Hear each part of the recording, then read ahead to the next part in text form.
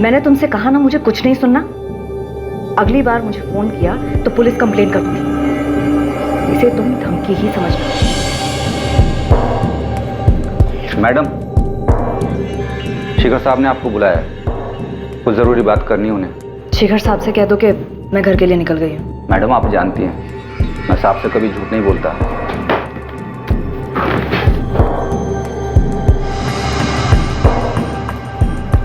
अब आपको झूठ बोलने की जरूरत नहीं है।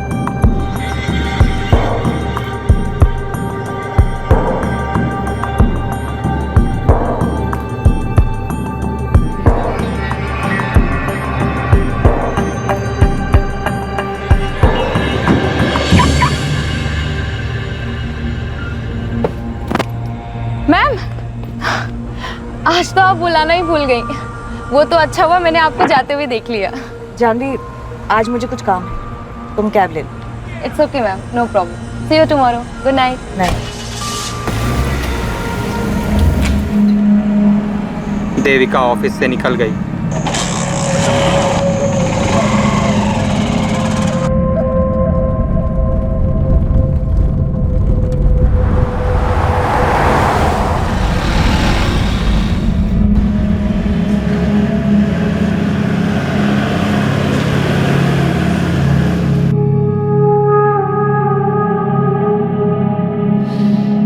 हाँ, वाह क्या खुशबू है देविका।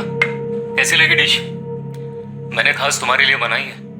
बस तुम घर जल्दी आ जाओ, हम लोग साथ में खाना खाएंगे। पुरुषोत्तम तुम खा लो, मैं शिखर के साथ खा चुकी हूँ। देविका, पूरे दिल्ली में तुम्हें ऐसा लजीज चिकन कहीं नहीं मिलेगा। ये स्वीट हस्बैंड बनने वाला ड्रामा बंद कर दो। तुम चाहे जो कर लो, मैं अपना फैसला बदलने वाली नहीं। आज तक मैंने तुम्हारी हर घटिया हरकत नजरअंदाज की, लेकिन इस बार तुमने हमारी प्रॉब्लम्स पे विद्युत को लाकर ठीक नहीं किया। तो मैं और क्या करता? तुम तो मेरी बात मानने से रही। मुझे लगा कम से कम तुम अपने बेटे की बात तो मानोगी। तुम अपनी मनमानी करती हो, बेटा यहाँ पे अपनी मनमानी करता है, और मैं तो यहाँ पे।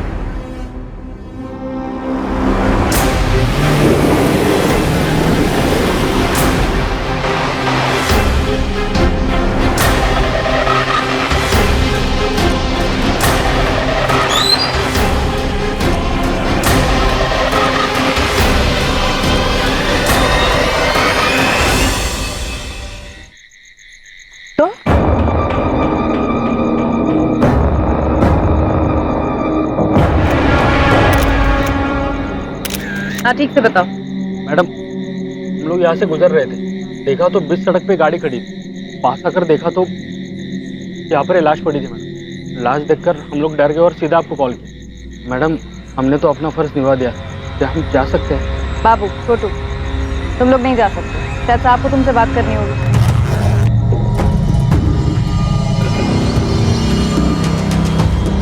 मैडम,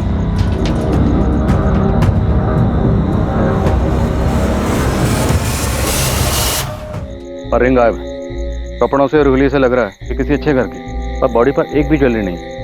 ज्वेलरी उतारी गई। पर्स मिला है लेकिन कैश भी गायब है। लेकिन आईडी कार्ड मिला है। विक्टिम का नाम देविका शर्मा है और बिजनेस कार्ड भी मिला है। शिखर कंस्ट्रक्शन पे मैनेजर थी। मोबाइल मिसिंग है। तो चोरी का मामला लग रहा है। शिखर कंस्ट्रक्शन में फोन करके इनके घर वालों को इन्फॉर्म कर दो। ये वीरान जगह बहुत सोच समझ के चुनी गई। लुटेरा पहले से घात लगाए बैठा हो। तो लाश गाड़ी से इतनी दूर, हो सकता है ये बाहर निकलकर 4-5 कदम आगे आई हो। लुटेरे ने किसी बहाने से देविका की गाड़ी को रोका हो। जैसे ही देविका कार से उतरकर बाहर आई हो, लुटेरे ने अटैक किया हो। गहने छीनने की कोशिश की हो। इसी छीना झपटी में लुटेरे ने गुस्से में चाकू चला। बॉडी से सारे गहने उतारे गए, पर्स से पैसे निकाले गए और मोबाइल में से। लेकिन गाड़ी में लैपटॉप है सर। लुटेरे लैपटॉप क्यों छोड़ेंगे? लैपटॉप की कीमत तो मोबाइल से ज्यादा मिलती।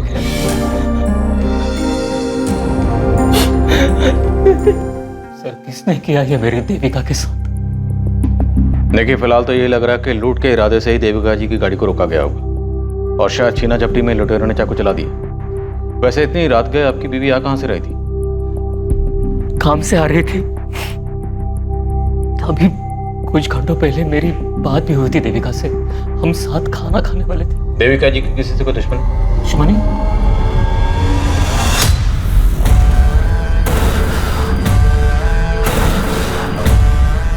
शिखर सर, देविका नहीं रही, छोड़ के चली गई वो।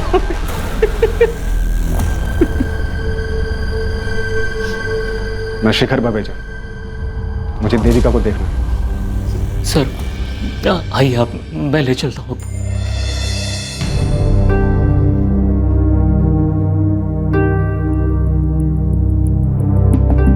शिखर बवेजा मतलब शिखर कंस्ट्रक्शन के मालिक, राइट? जी सर, मेरी मम्मी के बॉस। बॉस होते हुए रातों रात दौड़े चले आए। काफी मानते होंगे देविका को। शिखर बवेजा बहुत बड़े आदमी है सर, और बड़े लोग सिर्फ अपने आप को मानते हैं, जो मन में आया करते हैं।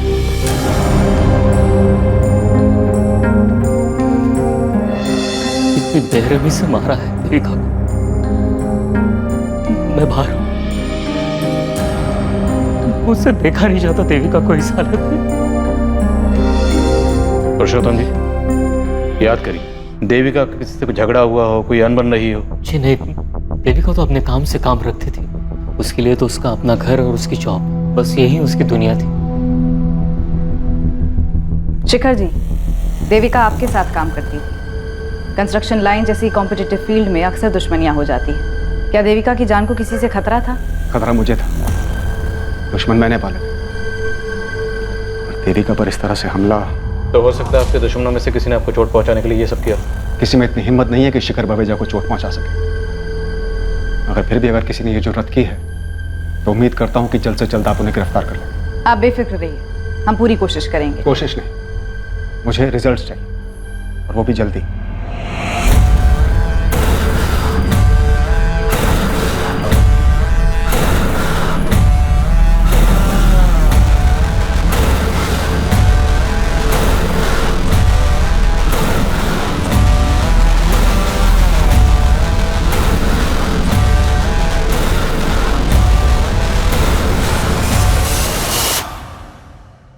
भाटिया, बात हम तक तो नहीं आएगी ना? नहीं सर, कोई मुंह नहीं खोलेगा। जिसने देविका का भरोसा तोड़कर हमसे आग मिला लिया, उस पर इतना भरोसा करना ठीक नहीं है। उसे कहो संभल कर।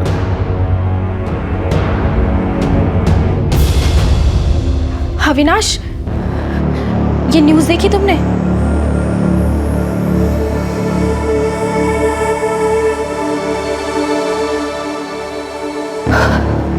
रोहित, ये तुम्हारा टिफिन। आज लौटने में थोड़ी देर हो जाएगी। ऑफिस के बाद लॉयर से मिलने जाना है। वो शिखर बवेजा के खिलाफ जो केस है वो। शिखर बवेजा के बजाय सिर्फ पापा भी तो कह सकती हो। मुझे पता है तुम नहीं मानोगी, लेकिन फिर से कह रहा हूँ, केस वापस ले लो। घर के झगड़े घर में सुलझाए जा सकते हैं, इसके लिए कोर्ट जाने की क्या जरूरत है? रोहित, मुझे देर हो रही है।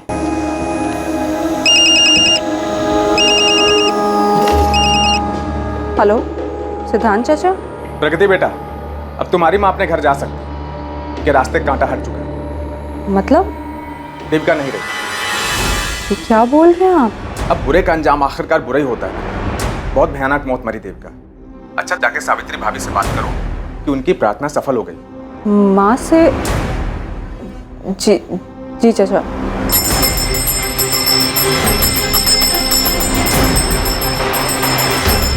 सावित्री दीदी, तो देविका नहीं रही।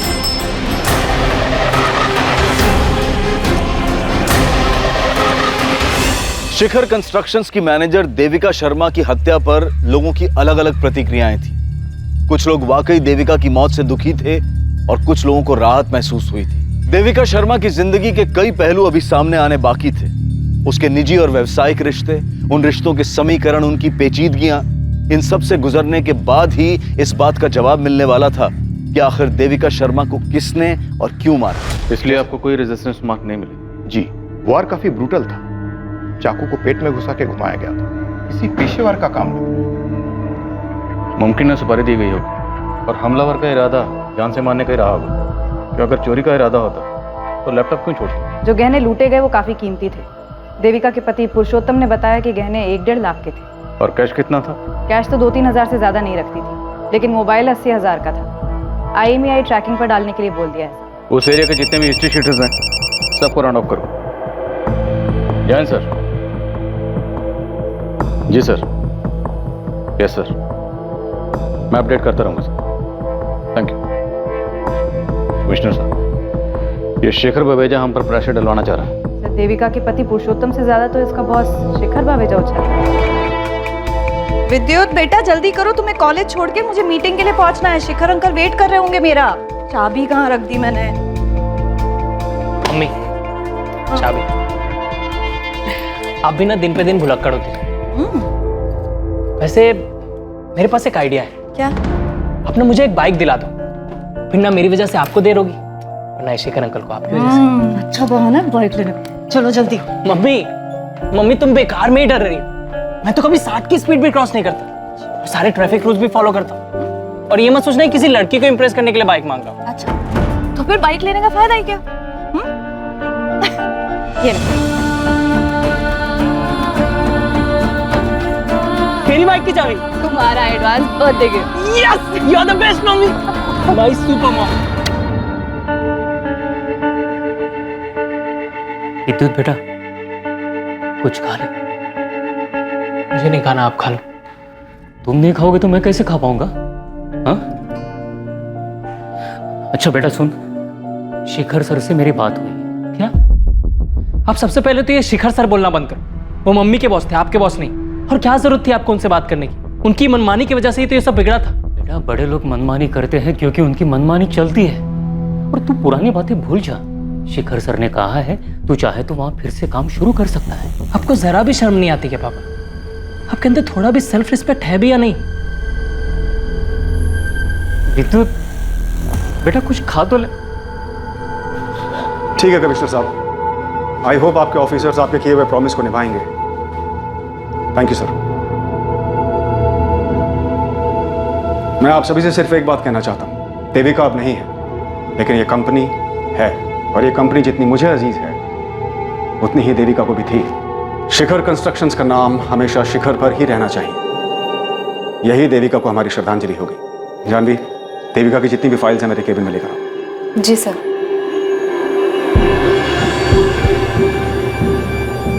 देविका, तुम शिखर कंस्ट्रक्शन में पिछले 8 महीने से काम कर रही हो। तुम्हारा पेपर वर्क, तुम्हारा क्लाइंट कोऑर्डिनेशन कमाल का है। मैं और शेखर भैया तुम्हारे काम से बहुत खुश हैं। लेकिन मेरी मानो तो तुम डेस्क जॉब को ही कंटिन्यू रखो, क्योंकि लैंड डीलिंग और कंस्ट्रक्शन का काम तुम्हें सूट नहीं करेगा। सिद्धांत बिल्कुल ठीक कह रहा है, और वैसे भी तुम्हारा बेटा विद्युत अभी छोटा है, और घर और काम को एक साथ एडजस्ट कर पाना आसान नहीं है। इसलिए जितनी तुम्हारी कैपेसिटी है उतना ही काम हाथ में लो। सर मेरी कैपेसिटी मुझसे बेहतर और कौन जान सकता है?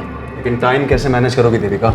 दोनों में से एक के साथ कॉम्प्रोमाइज होगा, और मुझे डर है कहीं वो मेरा बिजनेस ना हो। सर ऐसा नहीं होगा। आप दोनों की तरह शिखर कंस्ट्रक्शंस को शिखर तक पहुंचाना अब मेरा भी सपना है।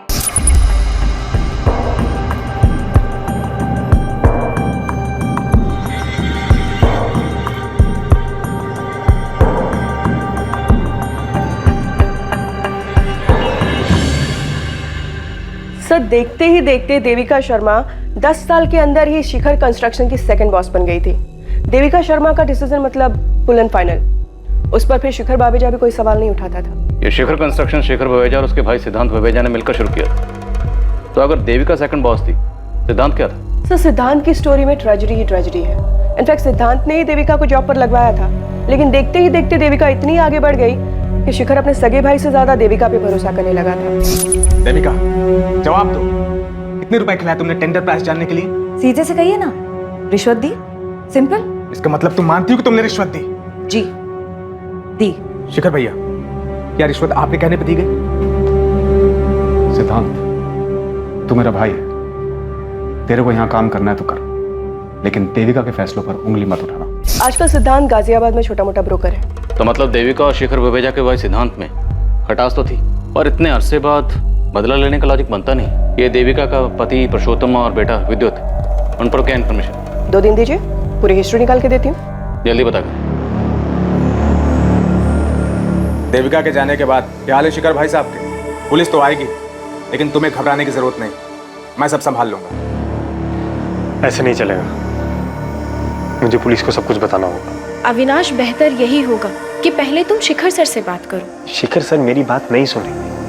अपना भाई, अपनी बीवी, अपनी बेटी, उनकी नहीं सुनी, मेरी क्या होगा? तो और क्या रास्ता है?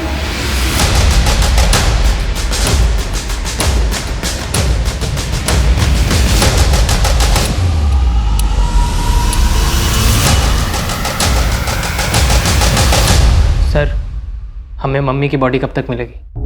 2 दिन में मिल जाएगी। इन तस्वीरों को देखकर ऐसा लगता है कि तुम अपने पापा के बजाय शायद मम्मी के ज्यादा करीब थे। जी सर, इनफैक्ट मैं तो मम्मी को सुपर मॉम कहता था। घर, ऑफिस, मेरी पढ़ाई सब अकेले ही मैनेज कर लेती थी। और देविका को नौकरी भी अच्छी मिल गई थी। शिखर सर बड़े अच्छे इंसान हैं। जब विद्युत छोटा था और कभी बीमार पड़ जाता था तो वो फौरन ही देविका को छुट्टी दे देते ताकि वो विद्युत का ख्याल रख सके। आप भी तो ख्याल रख सकते थे ना पापा। सर, ये देविका की फोटो, यही ज्वेलरीज वो रेगुलर पहनती थी। उस रात भी देविका ने यही नेकलेस और ईयररिंग्स पहने थे। रिंग की फोटो नहीं है? देविका के हाथ से रिंग भी तो गायब थी। वो रिंग देविका को 1 महीने पहले ही शिखर सर ने गिफ्ट दी थी। काफी महंगी थी। काफी दिलदार बॉस लगते हैं शिखर भवेजा जी। विद्युत का इस साल ग्रेजुएशन हो गया तो उन्होंने ट्रेनिंग के लिए उसे फौरन अपनी कंपनी में जॉब दे दी थी, लेकिन इसने पिछले महीने छोड़ दिया। छोड़ क्यों दे? बस सर, मेरा मन नहीं लगा। हमारी मम्मी 10 साल से वहाँ काम कर रही थी। वो इतने दिलदार किस्म के बॉस हैं। हमारी मम्मी को महंगे महंगे तोहफे देते थे। कोई एहसान नहीं करते थे। इनफैक्ट मेरी माँ ने उनके ऊपर एहसान किया था। अपनी जान दाव पे लगाकर उनकी जिंदगी बचाई थी। मनोहर, कहाँ हो तुम? पार्किंग से गाड़ी लाने में इतना टाइम लगता है? गेट इट फास्ट, हम वेट कर रहे हैं। शिखर भवेजा उस दिन शिखर से भी ऊपर चले जाते और अपनी मनमानी करने के लिए जिंदा ना रहते अगर मेरी माँ ना होती। तुम बार बार एक लफ्ज का इस्तेमाल कर रहे हो, मनमानी। ऐसी क्या मनमानी की थी शिखर भवेजा ने? बिजनेस के नाम पर, पैसे के दम पर किसी का भी प्लॉट अपने नाम करवा लेना। अपनी बेटी से सिर्फ इसलिए रिश्ता तोड़ देना क्योंकि उसने अपने पसंद के लड़के से शादी कर ली।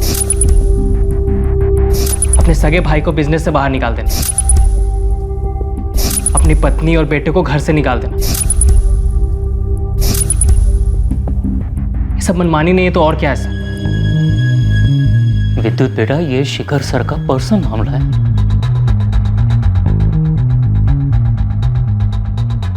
वैसे इस देविका शर्मा की कहानी में शिखर बावेजा का किरदार काफी स्ट्रांग नजर आ रहा है। और पुरुषोत्तम का किरदार काफी कमजोर। घर में माँ बेटे की इतनी तस्वीरें हैं लेकिन पुरुषोत्तम की एक भी नहीं।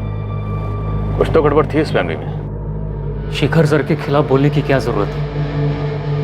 वो हमारी मदद करना चाहते हैं। आपको जरा भी दुख नहीं है ना मम्मी की मौत का? इनफैक्ट आपको तो ये दुख सताया जा रहा है कि कहीं जो पैसे आ रहे थे वो आना बंद ना हो जाए। इतने सेल्फिश कैसे हो सकते हैं पापा? ऐसा बिल्कुल नहीं है विद्युत। मैं भी देविका से बहुत प्यार करता था। दुख भी है उसके जाने का। हाँ, शायद मेरे चेहरे पे दिखता नहीं है क्योंकि पिछले 1 महीने से मैं खुद को इस बात के लिए तैयार कर रहा था कि देविका मुझे छोड़ के जाने वाली है। फिर भी आप शिखर बावेजा के नाम की ही माला जप रहे, जबकि सबकी वजह भी वही है। मैं नहीं करने वाला शिखर बावेजा की नौकरी। जी हाँ इंस्पेक्टर, जो रिंग देविका पहनती थी वो मैंने ही दी थी उसको। बिल है मेरे पास और उस पर रिंग की फोटोग्राफ भी है। मैं भिजवा दूंगा आपको। अच्छी बात है, आप हाथ पैर मार रहे हैं। उम्मीद करता हूं किसी नतीजे पर भी पहुंचे। साहब, बुरा ना माने तो कुछ कहूं? अगर आप मालकिन और विवेक बाबा को वापस घर बुला लेते तो। आज बोल दिया मनोहर, दोबारा नसीहत मत देना। आउट।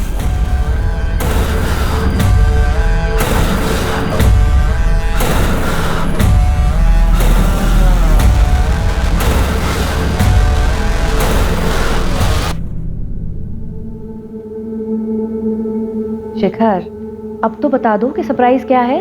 लाल बाग वाली जमीन हमें मिल गई है। Oh my God, Mir Chandani को तो अटैक आ जाएगा। देविका, आज बिजनेस की बात। चीयर्स। चीयर्स। तुम्हारी तबीयत तो ठीक है ना? Good music, good mood. Please बता दो, बात क्या है? खोलो इसे।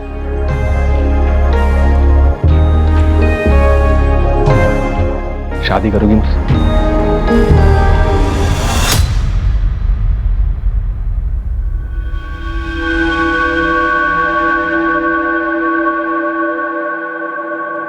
$20,000 मिलेंगे इसके। क्या? 2 लाख के माल? मेरा मतलब है गहनों का सिर्फ 20,000 रुपए। कुछ ठीक ठाक लगाओ ना। वो क्या है ना, मेरी माँ बीमार है इसलिए बेच रही हूँ। 20 ही मिलेगा। मेरे को भी नहीं बेचना है यहाँ पर। पत्थर के दाम पे हीरा खरीदने निकला है कंजूस।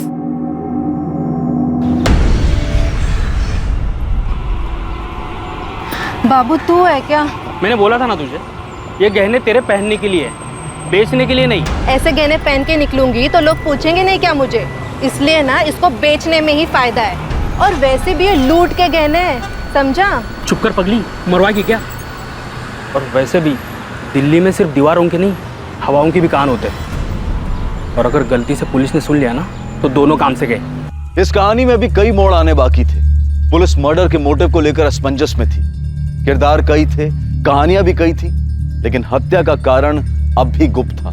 लेकिन जल्द ही संदिग्धों का पिटारा खुलने वाला था और कई दबे राज सबके सामने आने वाले थे। शुक्रिया मालकिन। कैसे हैं वो? सीकर साहब बहुत अकेले हो गए, लेकिन कभी कुछ जताते नहीं। मैंने उनसे बोला कि आपको और विवेक बाबा को वापस बुला लें, लेकिन उन्होंने मुझे डांट दिया। पर आप फिक्र ना करें, वो देविका तो अब रही नहीं। साहब एक दिन खुद आपको लेने आएंगे। नहीं जाऊंगा मैं उनके पास। वो लेने भी आएंगे ना, तब भी नहीं जाऊंगा, बोल देता हूँ। चुप रहो विवेक, तुम भी अपनी बहन की जैसी बातें करने लगे हो। उनका ख्याल रखिएगा और ऑफिस में जो कुछ भी हो रहा है उसकी खबर देते रहिएगा। जी मालकिन। सर, ये देविका के पति पुरुषोत्तम और उसके बेटे विद्युत का कंप्लीट केवाईसी निकाला है। ये पुरुषोत्तम थोड़ा अजीब कैरेक्टर है। नवाब की तरह जीता है, ना कोई काम ना कोई जिम्मेदारी, बस मटर गश्ती करना, गप्पे लड़ाना, यही उसका काम है। पुरुषोत्तम ने आखिरी जॉब 10 साल पहले की थी और जवानी में जितने भी जॉब किए कहीं पर भी 6 महीने से ज्यादा नहीं टिका है वो। और देविका से शादी के बाद तो मानो उसने VRS ले लिया हो। उसकी सोसाइटी के लोग उसकी बहुत खिल्ली उड़ाते हैं, लेकिन उसकी मोटी चमड़ी पे कोई फर्क नहीं पड़ता है। और विद्युत को? बाप से बिल्कुल उल्टा। बात बात पे पटाखे फूटते हैं उसके दिमाग में। उसकी सोसाइटी के एक लड़के ने ही बताया था कुछ दिन पहले माँ बेटे में बहुत बड़ा झगड़ा हुआ था। क्या हुआ विद्युत, बाइक स्टार्ट नहीं हो रही? चल मेरे साथ कार में आ जा, तुझसे कुछ बात भी करनी है। शिखर के बारे में? शिखर अंकल बोलो बेटा। अंकल या डैडी? पापा ने मुझे सब कुछ बता दिया मम्मी। विद्युत, गाड़ी में बैठो, गाड़ी में बात करते हैं। क्यों शर्म आ रही है? अब शर्म नहीं आई जब उसकी दी हुई अंगूठी पहनी आपने? मैं आपको अपनी सुपर मॉम मानता था, अपने अपने बॉस के साथ। बकवास बंद करो, अभी तुम छोटे हो, ये नहीं समझोगे। लेकिन आप एक बात अच्छे से समझ लो मम्मी, आपको उस आदमी या मेरे में से किसी एक को चुनना होगा, क्योंकि मैं नहीं देख सकता आपको उसके साथ। और अगर ऐसा हुआ ना तो मैं कुछ कर बैठूंगा, या तो मैं अपने आप को मार दूंगा, या फिर उस शिखर को, या फिर आपको। विद्युत ने हमें बताया था कि शिखर विवेजा ने अपने बीवी बच्चों को घर से निकाल दिया था। एक बार मेरी बात तो सुन लीजिए। मुझे तुम्हारी कोई बात नहीं सुननी, तुम्हारी शक्ल तक नहीं देखनी। तुम जाओ यहाँ से। चलो माँ, हम चलते हैं। हाँ जाओ, सब जाओ, मुझे कोई फर्क नहीं पड़ता है। Get lost। तो मतलब देविका और शिखर विवेजा के बीच में गहरा रिश्ता था, दोनों सीरियस थे। हो सकता है यही देविका के कत्ल की वजह बनी है। देखिए, आपको कोई गलतफहमी हुई। मेरे पति ने मुझे घर से नहीं निकाला है। वो मुझे थोड़ी अस्थमा की प्रॉब्लम है, इसलिए हवा पानी बदलने मैं अपने बेटे के साथ अपने भाई के यहाँ आई। अब भी वक्त है, जो भी वो बता दीजिए, वरना हम सब तक पहुंच ही जाएंगे। मम्मी ने आपसे जो कहा वही सही है। उसकी तबीयत ठीक नहीं, इसलिए हम मामा जी के घर आए। नहीं मैडम, जीजा जी और दीदी में कोई प्रॉब्लम नहीं। हाँ प्रॉब्लम थी, पर इतनी भी बड़ी प्रॉब्लम नहीं थी जो कभी ठीक नहीं हो सकती थी। प्रगति, पुलिस स्टेशन आ सकती हो? लेकिन आपकी माँ और भाई ये दोनों तो कह रहे हैं कि कोई प्रॉब्लम नहीं। झूठ बोल रहे हैं सब। मेरी माँ, मेरे मामा जी और कुछ हद तक मेरा भाई विवेक भी, सब डरते हैं शिखर बावेजा से। शिखर बावेजा? आप नहीं डरती अपने पापा से? नहीं, मैं किससे नहीं डरती, लेकिन मेरी माँ डरती है, मेरे बाप से, समाज से, उसके आने वाले कल से। तभी तो ये बात को बोल नहीं कर पा रही कि मेरे बाप ने उसको धक्के मार के उसके घर से बाहर निकाल दिया। लेकिन देविका तो अब कभी लौट नहीं पाएगी, और देखा जाए तो देविका की मौत से तुम्हें और तुम्हारी माँ को सबसे ज्यादा फायदा हुआ है। तुम्हारी माँ वापस अपने घर जा सकती है। मेरी माँ इस बात का इंतजार कर रही है कि कब शिखर बावेजा खुद उसको उस घर में वापस ले जाने आएंगे, लेकिन मुझे पता है कि वो ऐसा कुछ नहीं करने वाले। और मेरी माँ तो खुद कुछ करना नहीं चाहती, और जहाँ तक रही मेरी बात, मुझे सिर्फ उस पुश्तैनी घर से लेना देना है। जहाँ से उसने मेरी माँ को धक्के मार के निकाल दिया उस देविका की वजह से, जिस पे मेरी माँ का हक है। इसलिए मैंने केस भी किया है। इसके अलावा मुझे शिखर बावेजा से कोई मतलब नहीं। तो आप अपनी और अपने परिवार की परेशानियों के लिए किसे जिम्मेदार मानती हैं? अपने पापा शिखर बावेजा को या देविका शर्मा को? अपनी माँ को। ये मेरी एम्प्लॉय है जानवी। उस रात के बारे में आपको कुछ बताना चाहती है। मैम, देविका मैम अक्सर मुझे अपनी कार में लिफ्ट दिया करती थी, लेकिन उस रात अचानक से उन्होंने मुझे कैब लेने के लिए कहा। जानवी, आज मुझे कुछ काम है, तुम कैब ले लो। It's okay ma'am, no problem. और जब वो अपनी कार लेकर बाहर निकली तब मैं वहीं पर खड़ी थी और मैंने देखा कि जैसे ही वो अपनी कार लेकर निकली, उनकी कार के पीछे पीछे एक बाइक भी गई जो अविनाश की थी। कौन है अविनाश? अविनाश हमारी कंपनी में एक एम्प्लॉय था। कुछ दिनों पहले नौकरी से निकाला था उसे देविका ने। कंपनी के साथ फ्रॉड किया था उसने। अविनाश, ये दूसरा टेंडर है जो मीरचंदानी बिल्डर्स ने हमसे कम दाम पर भरा है। ये इत्तेफाक नहीं हो सकता। मैम, मैं आपका गुस्सा समझ सकता हूँ, लेकिन आप मुझ पे क्यों शक कर रही हैं? तो फिर डरने की क्या बात है? तुम अपना पासवर्ड बताओ, तुम्हारा ईमेल आईडी चेक करेंगे जैसे दूसरे एम्प्लॉइज का किया है। Avinash@123।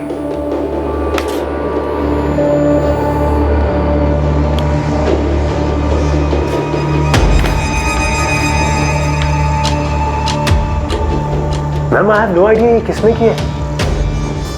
आई थिंक मेरा ईमेल अकाउंट हैक हुआ है।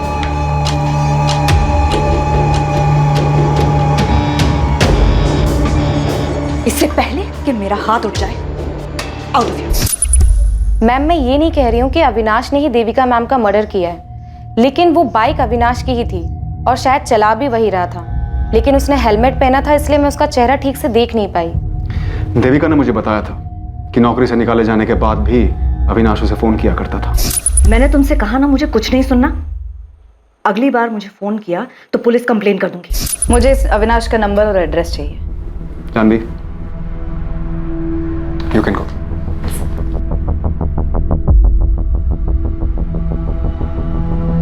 शिखर जी, हमने सुना है आपके भाई सिद्धांत ने देविका की वजह से आपका बिजनेस छोड़ा।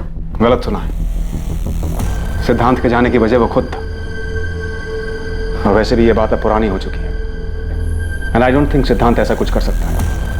फिर भी अगर आपको उसका नंबर चाहिए तो जानवी के पास मिल सकता है। इसका मतलब है आप अपने भाई से टच में नहीं है?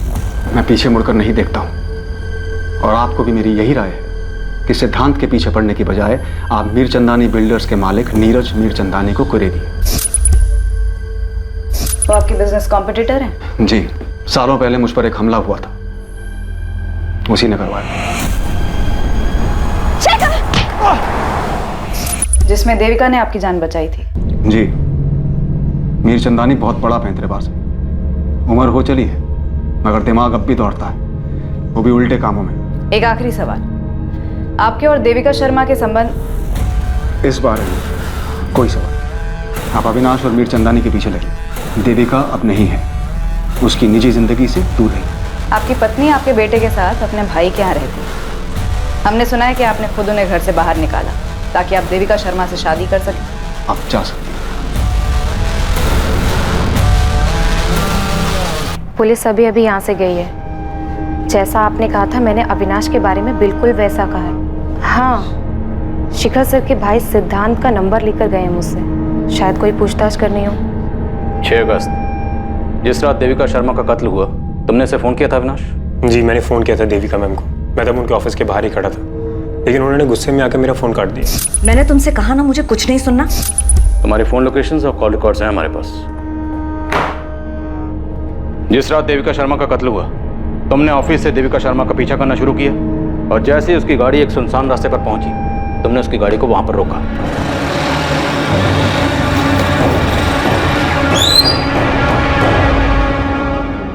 तुम? और फिर वहां तुमने देविका शर्मा का कत्ल किया और थोड़ी दूर ले जाकर उसकी बॉडी को छोड़ दी। जी नहीं, ऐसा कुछ भी नहीं हुआ था सर। मैं सिर्फ देविका मैम को मिलकर उनको कुछ दिखाना चाहता था, लेकिन वो मेरी बात सुनने के लिए राजी नहीं थी, इसीलिए मुझे यह रास्ता अपनाना पड़ा। ऐसी क्या बात थी?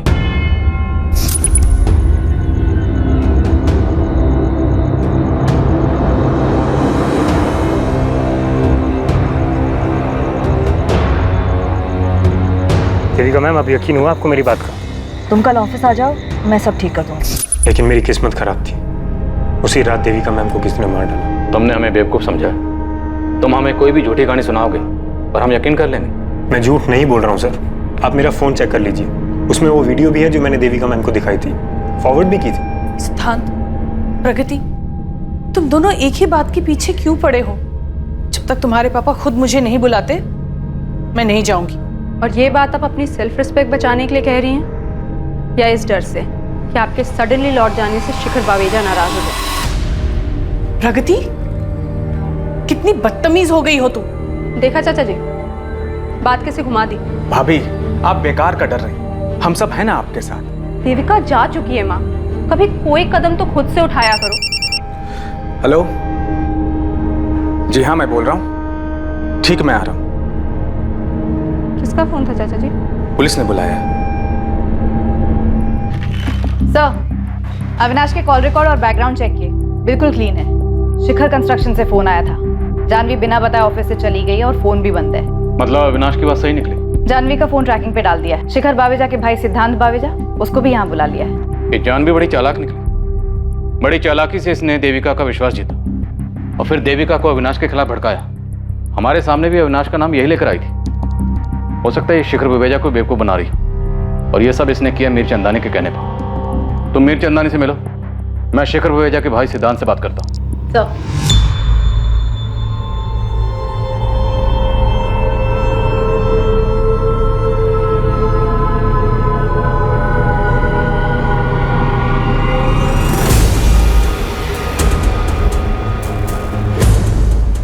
मीर चंदानी जी, कुछ कहना चाहेंगे इस वीडियो के बारे में? अब क्या कहूँ सर, लेकिन सच तो यही है कि मेरे सगे भाई शिखर बावेजा ने उस देविका के लिए मुझे बिजनेस से निकाल दिया। तो आपके साथ ये जो नाइंसाफी हुई उसके लिए गुस्सा तो आपको बहुत आया होगा। और ऊपर से शिखर और देविका शर्मा कहाँ से कहाँ पहुँच गए, इतने कामयाब हो गए। कामयाबी एक भ्रम है इंस्पेक्टर। शिखर को लगता है कि वो कामयाब है, देविका को भी कुछ ऐसा ही लग रहा था। लेकिन जरा दोनों के घरों में झांक के देखिए, शिखर अकेला रहता है, ना अपनी बीवी का रहा और ना देविका का। और देविका के साथ क्या हुआ वो तो आप जानती ही हैं। और इसे आप अपनी कामयाबी मान रहे हैं। देविका की सुपारी देकर आपको क्या फायदा हुआ? सुपारी? मैंने रिश्वत देने के नाम पे कंपनी छोड़ दी और आप सुपारी देने की बात कर रहे हैं? मैं उसूलों वाला आदमी हूँ सर। बिजनेस में उसूल तो आप मानते नहीं। जानवी का इस्तेमाल किया। मेरे बारे में कई सारी अफवाहें फैली हैं मार्केट में, लेकिन ये मर्डर करवाना मेरा तरीका नहीं है। मैं खिलाने पिलाने में यकीन रखता हूँ। देखिए, जानवी ने जो किया अपनी मर्जी से किया और उसकी बराबर कीमत मिलती रही उसे। और जानवी की मदद से नए कॉन्ट्रैक्ट पाने में हम हमेशा शिखर से आगे रहे हैं। तो देविका को मरवा के मुझे क्या फायदा होगा? सर, देविका के मरने से मुझे कोई फायदा नहीं, और वैसे भी मैं भैया के साथ बिजनेस करना चाहता ही नहीं। मैं तो बस इतना ही चाहता हूँ कि सावित्री भाभी और विवेक वो अपने घर वापस चले जाएं और शिखर भैया प्रगति को फिर से अपना ले। जब से उसने लव मैरिज किया है तब से भैया ने सारे रिश्ते उसके साथ तोड़ दिए।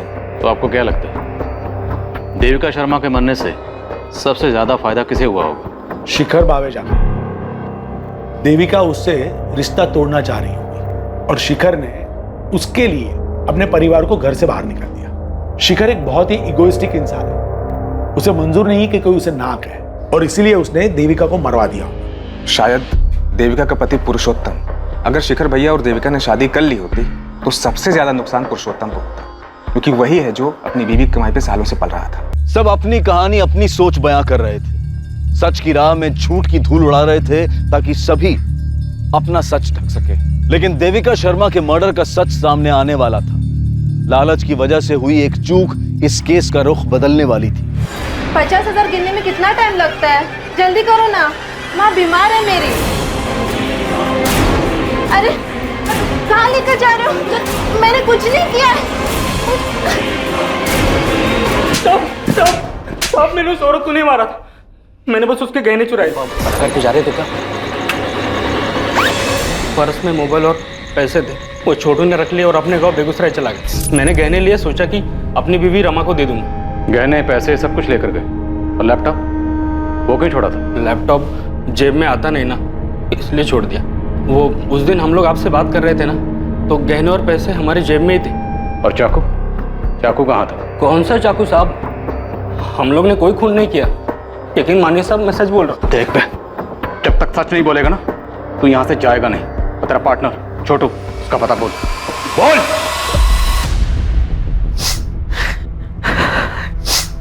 तुम बार बार यहाँ क्यों आते हो? और कहाँ जो शिखर शर्म है। मैंने विद्युत को बहुत मनाया लेकिन वो यहाँ काम करना ही नहीं चाहता है। अब पता नहीं कैसे गुजर रहा होगा हमारा। हाँ ठीक है, मैं हर महीने कुछ ना कुछ भिजवा दूंगा, लेकिन दोबारा यहाँ मत आना। आपका बहुत बहुत धन्यवाद शिखर सर। समझ में नहीं आता कि तुम्हारे जैसे बगैर रीढ़ की हड्डी वाले आदमी को देविका कैसे मिल गई।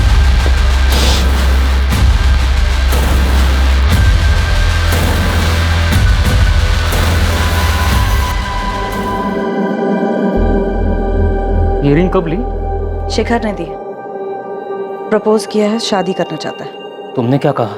अभी कुछ जवाब नहीं दिया, सोच रही हूँ हाँ कह दूँ। वो विद्युत को अपनाने के लिए तैयार है। और मेरा क्या होगा? पुरुषोत्तम, अपने बलबूते पर चलना सीख लो। मुझे जितना जलील करना है कर लो, पर मुझे छोड़ने की बात मत करना। छोड़ो मुझे पुरुषोत्तम, मैंने कहा छोड़ो। विद्युत की वजह से अभी तक सोच रही हूँ।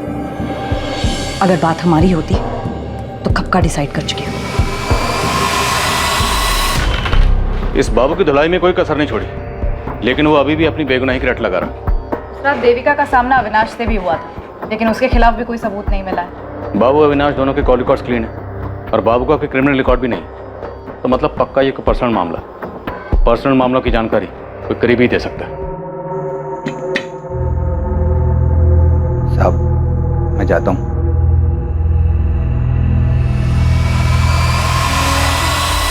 तुम फिक्र मत करो, मैं विद्युत से बात करूं, मान जाएगा। वो कह चुका है कि अगर मैंने तुमसे शादी की तो वो कुछ कर बैठेगा। नादान है विद्युत, ऐसा कुछ नहीं करेगा। मेरी कुछ समझ नहीं आ रहा है,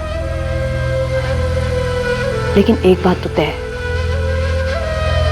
मैं विद्युत को हर्ट नहीं कर सकती। ये सारा किया धरा पुरुषोत्तम का है। मैंने सोचा था सही वक्त पर विद्युत को सब कुछ बता दूं, लेकिन उस मतलबी ने भाड़ में गया पुरुषोत्तम। अगर वो मतलबी है तो तुम भी तो मतलबी हो। मैंने एक एक करके अपने भाई, अपनी बीवी, अपने बच्चों को खुद से दूर कर दिया, सिर्फ तुम्हारे लिए। और तुम सिर्फ अपने बेटे के बारे में सोच रही हो, मेरे बारे में कुछ नहीं। तुम इस तरह अपनी मनमानी नहीं कर सकती, मुझे नहीं छोड़ सकती। मैंने अभी कोई फैसला नहीं लिया था, लेकिन तुम्हारी ये हरकत देखकर मन कर रहा है कि तुम्हारे साथ सारे के सारे रिश्ते अभी तो मैं सावित्री नहीं जो तुम्हारी सारी बदतमीजियां सह लूंगी।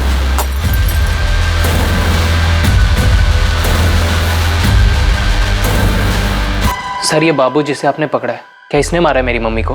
मुमकिन है, पर हमारे पास कोई सबूत नहीं है। विद्युत, एक बात बताओ, जब तुम्हें यह पता चला होगा कि तुम्हारी मम्मी शिखर विवेजा से शादी करने वाली है, उस वक्त तुम्हें बहुत बुरा लगा होगा, गुस्सा भी बहुत आया होगा। जी सर, गुस्सा तो मुझे बहुत आया था, पर मुझे पूरा यकीन था कि मेरी मम्मी मुझे छोड़कर कभी नहीं जाएगी। सर, मुझे तो लगता है ये शिखर बवेजा ने ही मेरी मम्मी को मरवा दिया, क्योंकि मम्मी ने उसे मेरी वजह से मना कर दिया होगा। पर यह भी तो हो सकता है कि तुम्हारे पापा पुरुषोत्तम ने तुम्हारी मम्मी को मरवाया, क्योंकि अगर तुम्हारी मम्मी शादी करके शिखर विवेजा के पास चली जाती, तुम्हारे पापा पुरुषोत्तम, उनकी सारी ऐशो आराम खत्म हो जाती।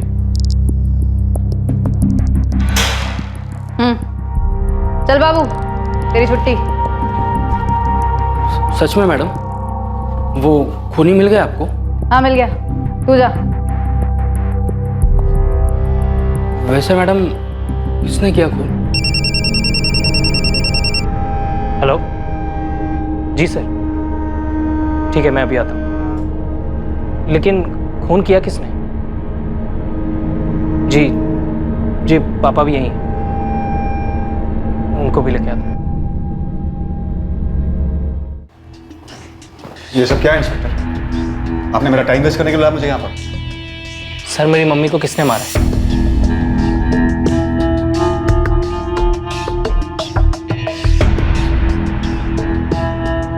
शेखर जी, आपका वफादार नौकर मनोहर कहाँ? कल शाम से काम पर नहीं आया, उसका फोन भी नहीं लगा। हमारी कस्टडी में। व्हाट? जैसे ही देविका जी ऑफिस से निकली, मैंने बल्ली को एसएमएस किया। हमने पहले से प्लान बनाया था देविका जी के घर के रास्ते पर एक सुनसान जगह पड़ती है, वहाँ बल्ली पहले से ही घात लगाए बैठा था। हाँ बल्ली भाई, काम हुआ? जब मुर्गी आई ही नहीं तो हलाल क्या करूंगा?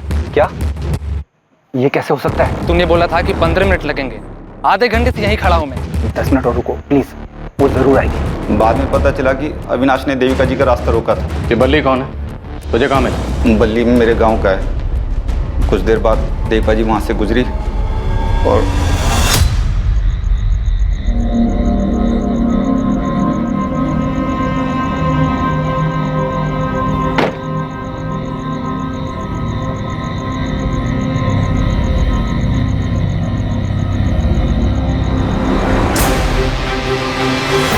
किसके कहने पर किया ये सब? मालकिन को उनका घर मिल जाए इसलिए कि हमने ये। सावित्री के कहने पर? नहीं साहब। तो किसके कहने पर? प्रगति, तुम्हें लगता था कि देविका के चले जाने से तुम्हारी माँ को उनका घर, उनका पति वापस मिल जाएगा, इसलिए सब किया? हाँ, और ऐसा हो भी जाता अगर आप लोग बीच में ना आते थे। आप लोगों से कोई शिकायत नहीं है मुझे। आप लोग तो अपनी ड्यूटी कर रहे थे, कोई मनमानी नहीं, जैसे शिखर बावेजा ने की मुझ पे, मेरी माँ और मेरे भाई पे। जब मैंने अपने पसंद के लड़के से शादी करनी चाहिए तो उसने मुझसे सारे रिश्ते तोड़ दिए, लेकिन जब देविका से रिश्ता जोड़ना था तो मेरे भाई और मेरी माँ को घर से निकाल दिया। मुझसे बर्दाश्त नहीं। और तुमने मनोहर के जरिए देविका को मरवाने की सुपारी दी। और क्या करती मैं? जिंदगी भर अपनी माँ को रोते हुए उदास देखती। और तुमने मनमानी करने की सोची? चाहे जितना ही मना करूं, पर हूं तो शिखर बावेजा की बेटी ही ना, शायद मनमानी खून में दौड़ती है। शेखर बवेजा ने तुम्हारे साथ, तुम्हारे भाई के साथ, तुम्हारी माँ के साथ ज्यादती की, पर देविका का कत्ल करके तुम कातिल बन गई। अपनी तो जिंदगी बर्बाद की ही की, साथ में मनोहर की जिंदगी भी बर्बाद कर दी। एक बार मुझसे तो कहा होता हम मिलके तुम्हारे माँ और भाई को संभाल ले। गलती मेरी है, मैंने ही इसकी बात नहीं मानी। हिम्मत करके मुझे शिखर को छोड़ देना चाहिए था। शायद अपने दुख के आगे मैं ये समझ ही नहीं पाई कि मेरे दुख का मेरे बच्चों पे क्या असर पड़ रहा है। मुझे माफ कर दे प्रगति।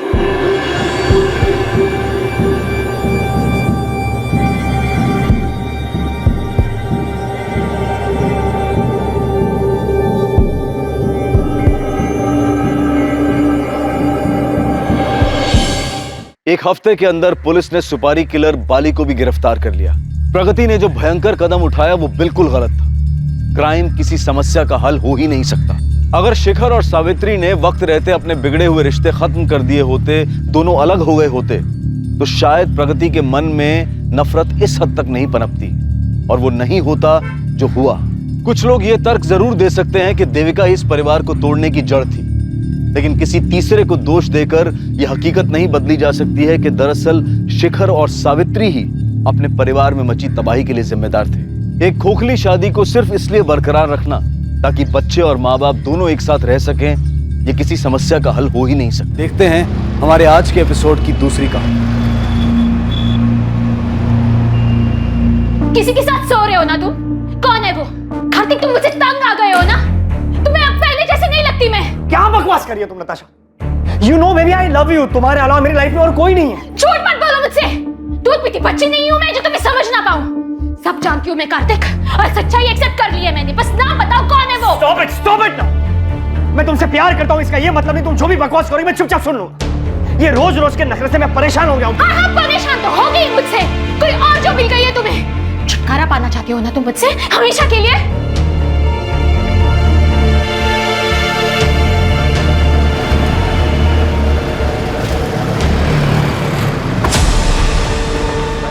अरे कार्तिक सुन।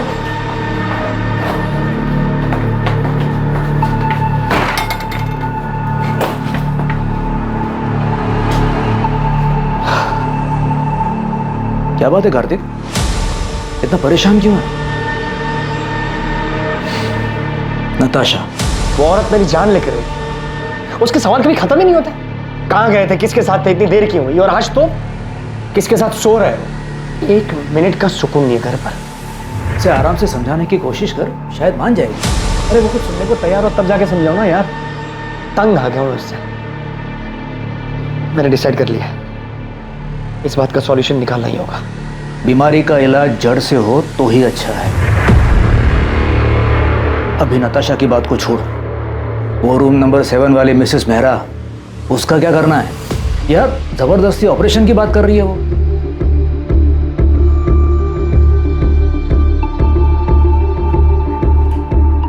क्या हुआ? आप बहुत डिस्टर्ब लग रहे हैं। इसमें कौन सी नई बात है?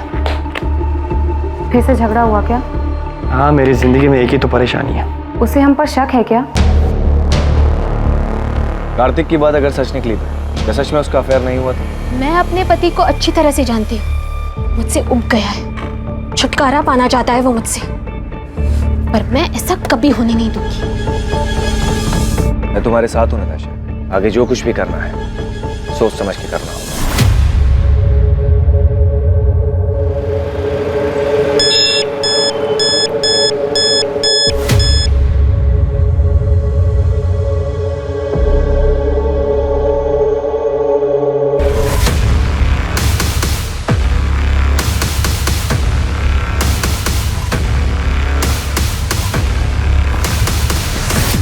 ये रहा तुम्हारी चीटिंग का सबूत। अब क्या कहना है तुम्हें?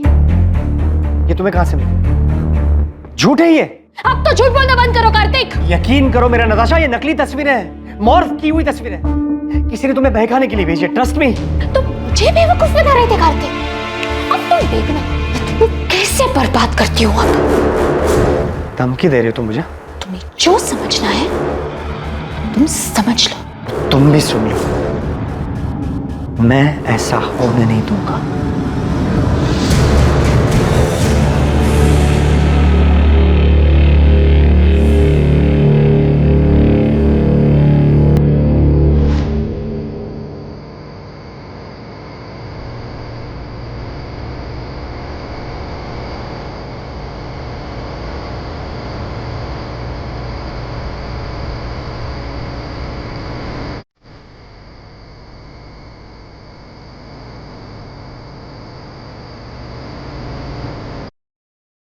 काम हो गया?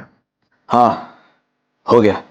किसी को पता तो नहीं चलेगा ना? नहीं, किसी को शक भी नहीं हुआ।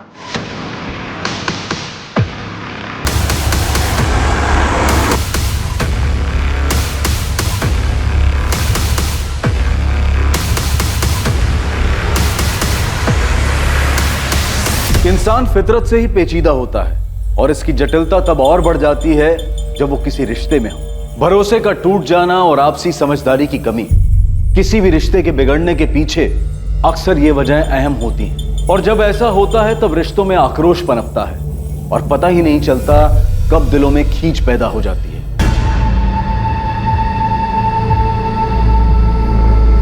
सर, विक्टिम को स्टैप किया गया, गला दबाने के निशान भी साफ दिखाई दे रहे हैं और चेहरा भी बिगाड़ दिया गया ताकि विक्टिम की पहचान को छुपाया जा सके। बॉडी पर और कोई भी जेवर नहीं है सिवाय इस ब्रेसलेट। इसका लॉक खुलना बहुत मुश्किल है। मुझे लगता है कातिल जल्दबाजी में इसे छोड़कर भाग गया। इस मर्डर का मकसद तो लूटपाट ही दिखाई दे रहा है। ये देखिए सर, बॉडी को पोस्टमार्टम के लिए भेज दो और मर्डर केस फाइल कर दो। सर, मैं पास की सोसाइटी में रहता हूँ। मैं बालकनी पे खड़ा था, मैंने देखा कि एक वाइट कलर की वोजन 800 कार जो है झाड़ियों के पास रुकी। उसमें से 2 आदमी उतरे और दोनों ने मिलकर एक बंडल को जो है नीचे फेंका। कौन थे वो दोनों? पहले कभी देखा उनको? रात बहुत थी, ऐसे भी ये जगह मेरी बालकनी से बहुत दूर है, मैं देख नहीं पाया। और कुछ देखा था? कार का नंबर या और कुछ? उनकी कार के पीछे राइट साइड के कॉर्नर में कुछ था। डिजाइन तो समझ नहीं आया, लेकिन कुछ रेडियम सा चमक रहा था, स्टिकर या समथिंग। कुछ और याद आ जाए तो हमें बता देना चाहिए। जी सर। प्रधान, सबसे पहले हमें विक्टिम की आइडेंटिटी का पता लगाना है। सभी पुलिस स्टेशन में मिसिंग कंप्लेंट चेक करो। विक्टिम की डिटेल्स, कपड़े और वो ब्रेसलेट न्यूज़पेपर और सोशल मीडिया पे डाल दो। वोजोन 800 कार का पता लगाने के लिए भी सब्जियों को कहाँ पे लगाते थे? अगर कातिल तक पहुंचना है तो हमारे पास ये सिर्फ व्हाइट कलर की हचबैक कार है।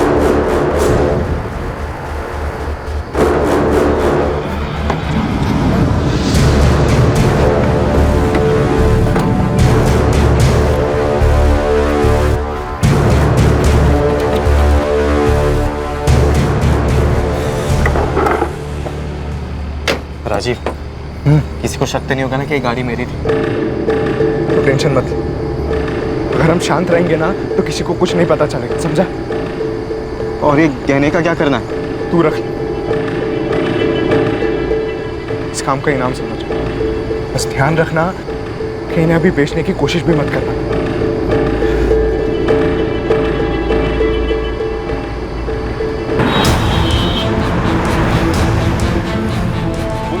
मुखबिरों को भी सक्रिय कर उस रेडियम स्टिकर वाली वोजान 800 कार का पता लगाने के लिए कहा गया, जिसका इस्तेमाल विक्टिम की लाश को ठिकाने लगाने के लिए किया गया था।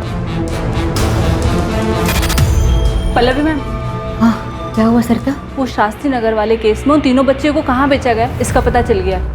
किसी चांद बेगम के कोठे पे हैं वो तीनों, डीबी रोड के रेड लाइट एरिया में। तुम ऐसा करो, अंजलि और पूजा से बात करो, उनसे कोऑर्डिनेट करके उन्हें कहो कि डायरेक्टली स्पॉट पर ही पहुंच जाए। मैं इंस्पेक्टर सिंह से बात करती हूँ। इस बार हमें तुरंत रेड करनी पड़ी। Okay ma'am. विक्टिम की एज 28 और 32 साल के बीच की है। टोटल 4 बार उसे स्टैब किया गया है। मर्डर वेपन जैसे कोई तेज धार वाला हथियार जैसे चाकू। स्टैबिंग के साथ साथ विक्टिम का गला भी दबाया गया है। दम घुटने की वजह से विक्टिम की मौत हुई है। कातिल नहीं चाहता था कि विक्टिम किसी भी हालात में जिंदा बचे। बॉडी पर काफी स्ट्रगल मार्क्स है, जैसे विक्टिम ने काफी हाथ पैर मारे होंगे, लेकिन उसे काबू में करने के लिए एक आदमी काफी नहीं होगा। इसलिए ऐसा लग रहा है कि हत्यारे एक से ज्यादा होंगे, but I am not sure. कोई सेक्सुअल असॉल्ट? नहीं, but victim was sexually active. मौत का समय क्या होगा? कल रात 10 और 12 के बीच। और जल्द ही उनका इंतजार खत्म हुआ और ऐसी एक खबर ने उनके दरवाजे पर दस्तक दी। सर मुझे पक्का यकीन है कि ये मेरी पड़ोसी नताशा है, नताशा गिल। मैंने कई बार उसे इन कपड़ों में देखा है। कपड़ों के साथ साथ ये जो गोल्डन ब्रेसलेट आप देख रहे हैं, ऐसा सेम ब्रेसलेट नताशा के पास था। आप श्योर हैं कि ये नताशा का ही है? हाँ सर, मैं पूरी तरीके से श्योर हूँ, क्योंकि उसी का ब्रेसलेट देखकर मैंने खुद के लिए सेम ब्रेसलेट बनवाया था। ये देखिए। Wow Natasha, such a beautiful bracelet. Thank you. मैंने ना स्पेशली डिजाइन चूज करके बनवाया था। क्या मैं सेम डिजाइन का ब्रेसलेट खुद के लिए बनवा दूं? Sure, why not? आपने बताया कि नताशा आपके पड़ोस में रहती है। हाँ सर, इनफैक्ट यहाँ आने से पहले मैंने नताशा के घर जाकर चेक भी किया था।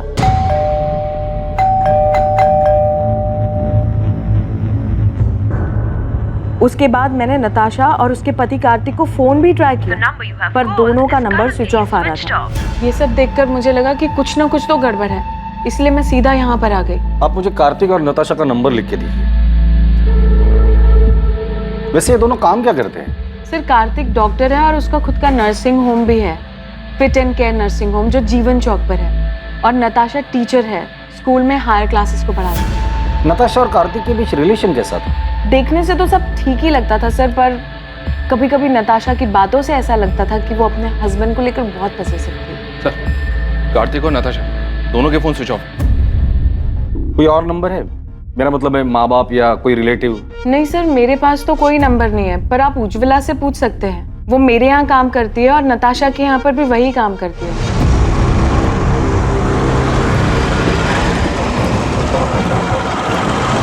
हाँ साहब, मैं ही नताशा दीदी और कार्तिक साहब के घर काम करने जाती हूँ।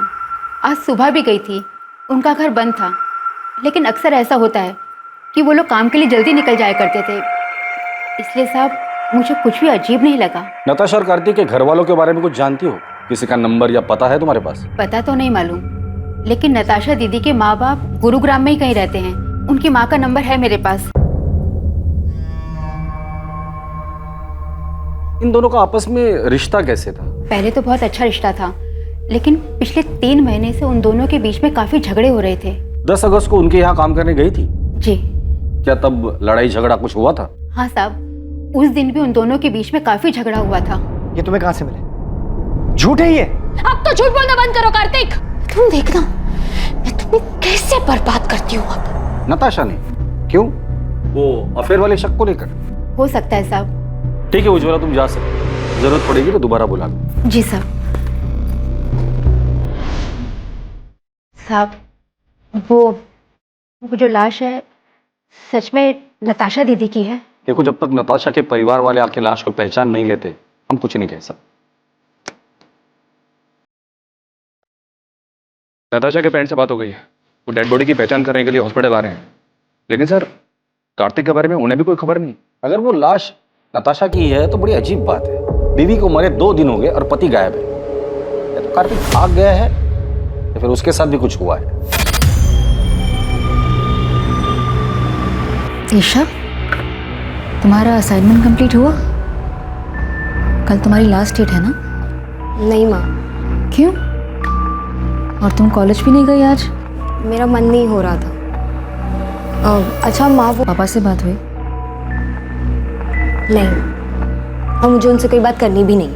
अच्छा ठीक है बैठो, खाना खाओ। वो तुम्हारे पापा हैं, तुम उनसे बात नहीं करोगी तो सब क्या कहेंगे? जिसे जो बोलना है बोलने दो माँ, मुझे कोई फर्क नहीं पड़ता। जो कुछ भी हुआ है उसे अब पीछे छोड़कर आगे तो बढ़ना पड़ेगा ना। ईशा, मैं तुमसे बात कर रही हूँ, फोन साइड में रखो।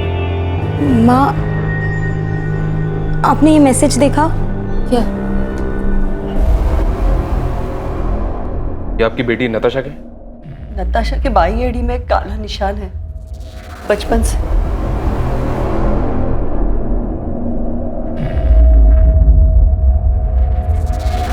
नताशा, नताशा, नताशा, नताशा। सर, 4 साल पहले नताशा को मलेरिया हुआ था। तब हमने कार्तिक के नर्सिंग होम में ही उसी की एडमिशन की थी। कार्तिक और नताशा पहली बार वहीं पे मिले थे। हमें उनके रिश्ते के बारे में बहुत बाद में पता चला। कार्तिक मुझसे 12 साल बड़ा हुआ तो क्या हुआ, उसे क्या फर्क पड़ता है? हम एक दूसरे से बहुत प्यार करते हैं, ये काफी नहीं है? नताशा, तुम अभी समझ नहीं रही हो। 12 साल बहुत होते हैं, और फिर कार्तिक की एक बार पहले शादी हो चुकी है। तुम्हें उससे बेहतर लड़का मिल जाएगा। मुझे बेहतर लड़का नहीं चाहिए पापा, मुझे बस कार्तिक चाहिए। मैं कार्तिक से प्यार करती हूँ। नताशा, तुम हर वक्त अपनी मनमानी नहीं कर सकती। आखिर समाज में भी हमारी कुछ इज्जत है। पापा प्लीज एक बार सोच कर तो देखो, कार्तिक में क्या कमी है? कार्तिक अच्छा लड़का है, अच्छा कमाता है, डॉक्टर है, और सबसे बड़ी बात, वो मुझसे बहुत प्यार करता है। Can I interrupt sir? Sir, मैं आपसे वादा करता हूँ मैं नताशा का ख्याल रखूँ। आपको कोई शिकायत का मौका नहीं दूंगा। तुम्हारा पहले डाइवोर्स क्यों हुआ था? पापा, अब पुरानी बातें उठाने से क्या फायदा?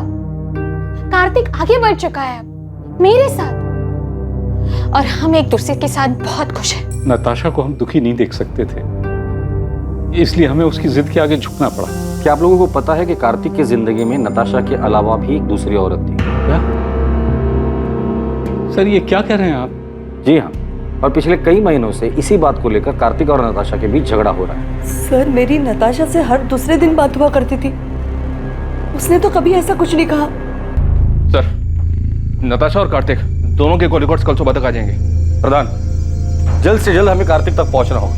पहले उसकी बीवी नताशा की डेड बॉडी हमें मिलती है, फिर पता चलता है कि उसके लाइफ में नताशा के अलावा दूसरी औरत भी, और इन सब के बीच ये कार्तिक कहाँ गायब हो गया पता नहीं। हो सकता है सर कार्तिक के कॉल रिकॉर्ड से हमें उस दूसरी औरत का पता चल जाए।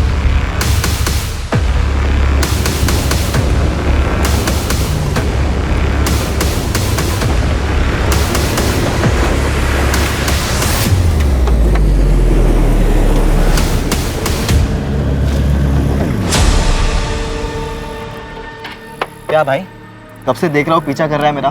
कौन है तू? अरे मेरा एक दोस्त है सतीश, मुझे लगा उसकी गाड़ी है। अबे कौन है सतीश? मैं किसी सतीश को नहीं जानता। पिछले 10 साल से ये गाड़ी मेरे पास है। ऐसे कैसे हो गया? नंबर तो वही है। अबे ये गाड़ी मेरी है। टाइम बर्बाद कर रहा है मेरा, चल निकल। फिर मुझसे ही गलती हुई होगी, नंबर गलत याद होगा, सॉरी। हाँ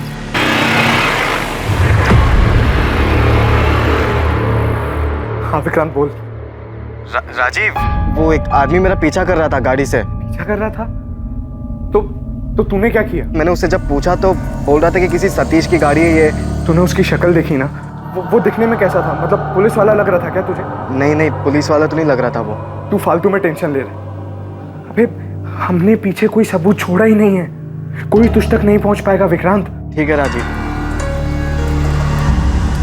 सर, कॉल रिकॉर्ड्स के हिसाब से नताशा रात को 10 बजे अपने घर वाले एरिया से बाहर निकली थी। फिर उसका फोन एक जगह से दूसरी जगह लगातार मूव होता रहा, और 1 घंटे बाद तकरीबन रात को 11 बजे उसका फोन स्विच ऑफ हो गया। उसके फोन पर लास्ट कॉल रात को 9:30 बजे था सर, 44756 इस नंबर से।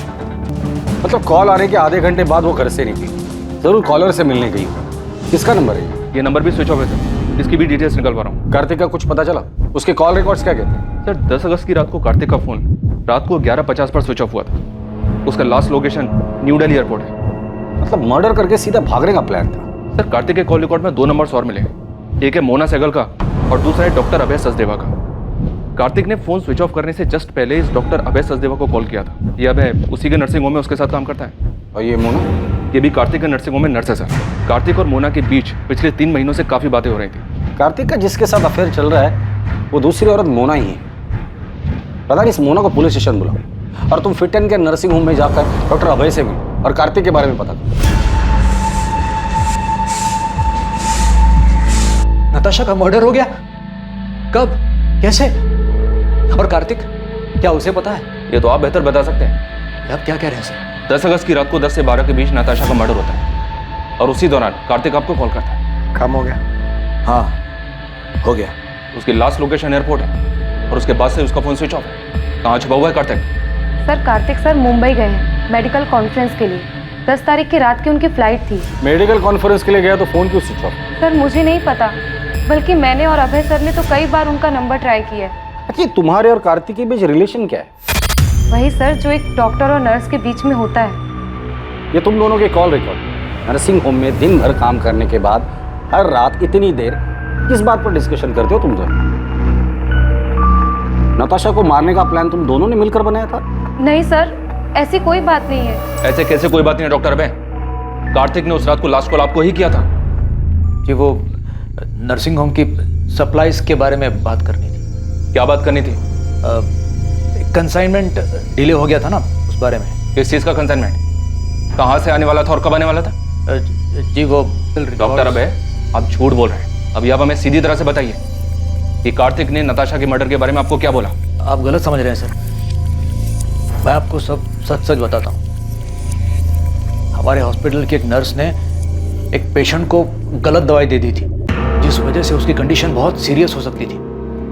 वो तो फॉर्चुनेटली टाइम पे पता चल गया और सब संभल गए। सर यही चेक करने, कंफर्म करने के लिए कार्तिक ने मुझे कॉल किया था। तो मतलब मर्डर के साथ साथ आप लोग मेडिकल नेग्लिजेंसी को भी कवर अप करते हैं? हाँ सर, मैं मानती हूँ कि मेरा और कार्तिक का अफेयर है, लेकिन नताशा के मर्डर के बारे में मुझे कुछ भी नहीं पता।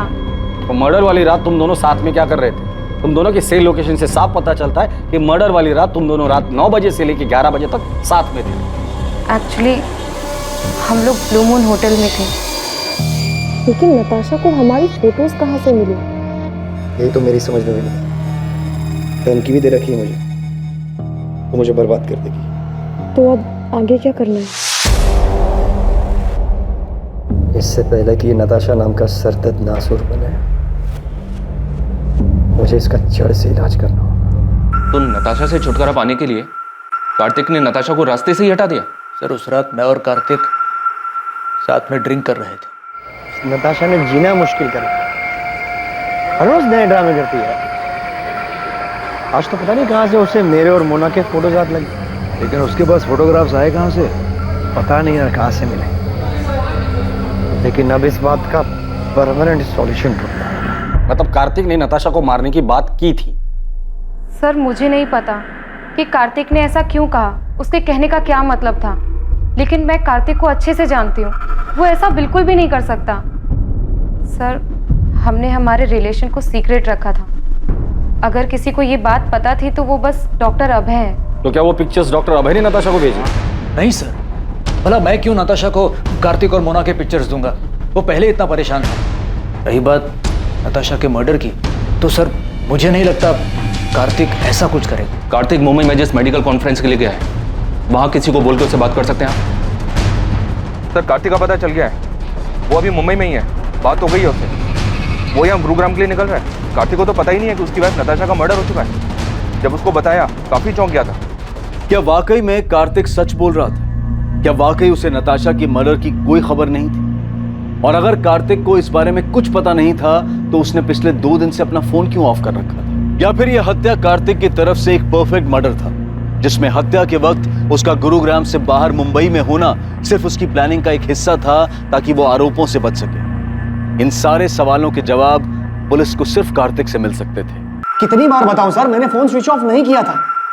मोना से मिलने के बाद मैं कैब लेकर एयरपोर्ट के लिए निकला था और गलती से फोन कैब में छूट गया। नताशा से पहले भी तुम्हारी एक शादी हुई थी, वो बीवी कहाँ है? उसकी डेथ हो चुकी है। उसी के बाद मैंने नताशा के साथ शादी की। नताशा के माँ बाप को झूठ क्यों बोला था कि तुम्हारा डिवोर्स हुआ है? मैंने झूठ नहीं बोला, नताशा ने बोला था। वो क्यों झूठ बोले? मैं कैसे बता सकता हूँ? 10 अगस्त की रात जब तुम तुम्हारे दोस्त अभय के साथ ड्रिंक कर रहे थे, तब तुमने कहा था कि नताशा का परमानेंट सॉल्यूशन ढूंढना है। अब इस बात का परमानेंट सॉल्यूशन ढूंढना होगा। और यही बात तुमने मोना से भी कही थी मर्डर वाली रात। इससे पहले कि नताशा नाम का सरदर्द नासुर बने, मुझे इसका जड़ से इलाज करना। मेरे कहने का मतलब ये नहीं था सर, मैं डिवोर्स की बात कर रहा था। मैं नताशा से मिलकर आउट ऑफ कोर्ट सेटलमेंट करने की बात कर रहा था। तो इस मर्डर में तुम्हारा कोई हाथ नहीं। मैं नताशा का मर्डर क्यों करूंगा सर? और कोई है जो नताशा को मारना चाहता हो? मुझे इस बारे में नहीं पता सर, लेकिन सर हमारी शादी से पहले नताशा का एक दोस्त हुआ करता था, अमृत। वो उसे बहुत पसंद भी करता था। इनफैक्ट हमारी शादी के बाद उसने नताशा के साथ बात करना भी बंद कर दिया था। हाँ सर, मैंने उससे बात करनी बंद कर दी क्योंकि मैं नताशा को पसंद करता था, लेकिन नताशा कार्तिक से प्यार करती थी। उस वक्त मैं ये देख नहीं पाया और मैंने उससे बात करनी बंद कर दी। और फिर 3 साल बाद तुम दोनों में बातें शुरू हो गई। तुम्हें लगा इस बार तुम्हारा चांस लगेगा, क्योंकि नताशा कार्तिक से नाराज थी। उन्हें बात करने की कोशिश की, लेकिन नताशा ने मना कर दिया और इसलिए गुस्से में आकर तुमने नताशा को मार डाला। सर मैंने किसी को नहीं मारा और ना ही मैं नताशा से प्यार करता था। 3 महीने पहले इत्तेफाकन वो मुझे एक सोशल नेटवर्क की साइट पे मिली। हमारी बातचीत हुई और नंबर एक्सचेंज किया। चल मान लेते कि तू जो कुछ भी बोल रहा है वो सच बोल रहा है। नताशा तुम्हारी अच्छी दोस्त थी, काफी बातें शेयर हुई होगी। तुम्हें क्या लगता है नताशा को किसने मारा होगा? सर वो सब मुझे नहीं पता, लेकिन मैं इतना बता सकता हूँ कि नताशा ने तय कर लिया था कि वो कार्तिक के ऊपर चीटिंग का केस करे। उसे बर्बाद करना चाहती थी। हो सकता है कार्तिक उसे अपने रास्ते से हटाना चाहता है।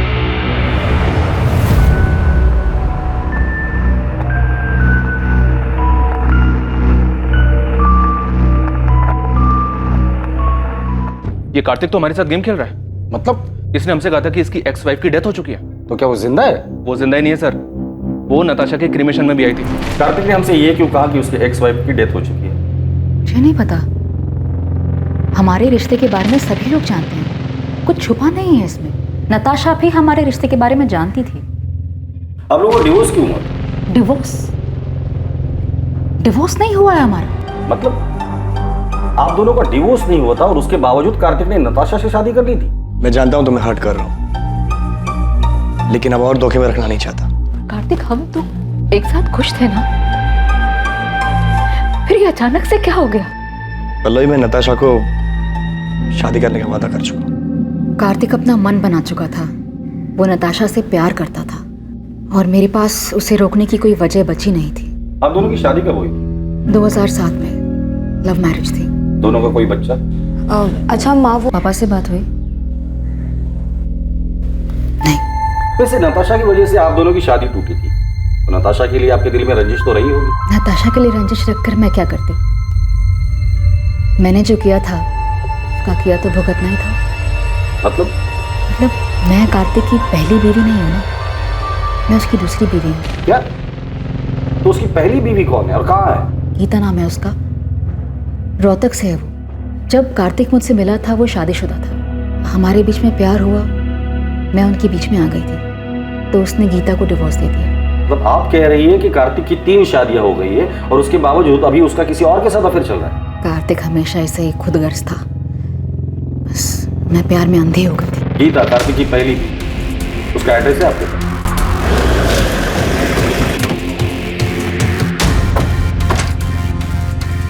जगदीश अग्रवाल। हाँ सर, मैं ही हूँ, लेकिन आप क्यों पूछ रहे हैं? 444756 ये तेरा नंबर है ना? हाँ सर, मैंने फ्री इंटरनेट के लिए लिया था। उसके फोन पर लास्ट कॉल रात को 9:30 बजे था सर। 444756 इस नंबर से। ये नंबर भी स्विच ऑफ है सर, इसकी भी डिटेल्स निकलवा रहा हूँ। अभी सच सच बोल, नताशा गिल को क्यों मारा? नताशा? सर ये कौन है और मैं किसी को क्यों मारूंगा? तू एडीआई कॉलेज में पढ़ता है ना? नहीं सर, मैं तो एसआरवी कॉलेज में पढ़ता हूँ। सर मुझे नहीं पता आप किस मर्डर की बात कर रहे हो।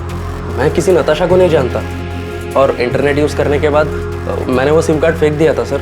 और तेरी इस लापरवाही की वजह से किसी ने उस सिम कार्ड का इस्तेमाल करके बहुत सफाई के साथ मर्डर कर दिया। सच सच बता, नताशा के मर्डर में कहीं तेरा हाथ तो नहीं? दिमाग खराब हो गया तेरा?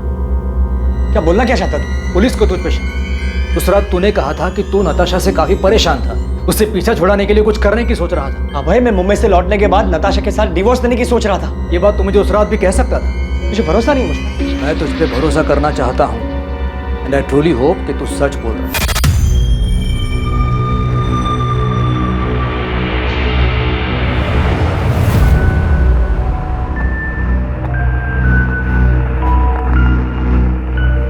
कार्तिक, पुलिस को अब भी तुम पर शक है क्या?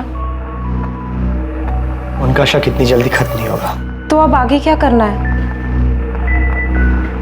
You don't worry, मैंने कुछ सोच कर रखा है।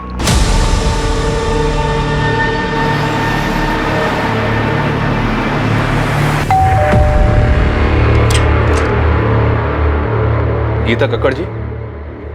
जी, कार्तिक और मेरी शादी तो बहुत ही कम उम्र में करा दी गई थी। और जैसे ही उसकी पढ़ाई कंप्लीट हुई तो दिल्ली के एक हॉस्पिटल में उसकी जॉब भी लग गई। पहले तो हफ्ता 2 हफ्ते में अक्सर वो घर चलाया करता था, लेकिन फिर धीरे धीरे हफ्ते महीने में बदल गए। आपका और कार्तिक का डिवोर्स कब हुआ? 2007 जब कार्तिक दिल्ली में था तब उसकी मुलाकात पल्लवी से हुई।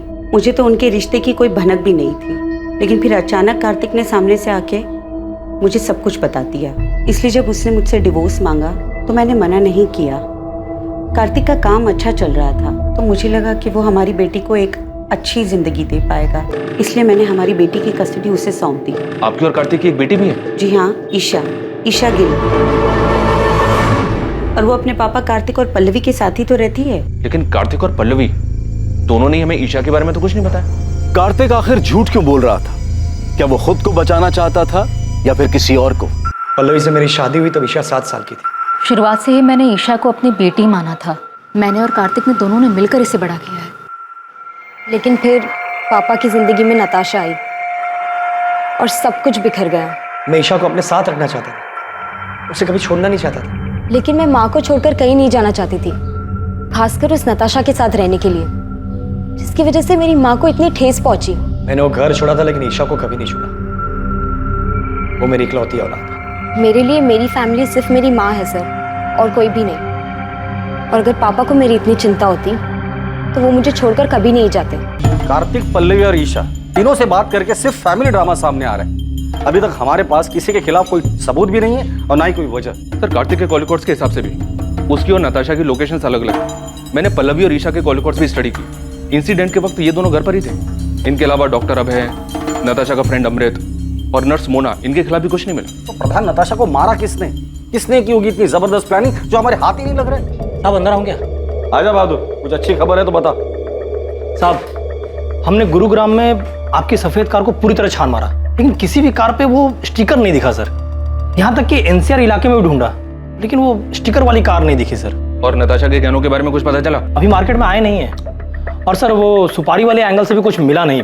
तुमने कहा था कि गुरुग्राम में 3 ओजोन 800 सफेद कार्स हैं, लेकिन किसी पर भी स्टिकर नहीं है, पता है मुझे। उन कार और उसका नाम और एड्रेस है तुम्हारे पास? हाँ साहब, वो तो मैंने पहले ही पता कर लिया। मुझे लगता है कातिल ने वो रेडियम स्टिकर निकाल दिया होगा।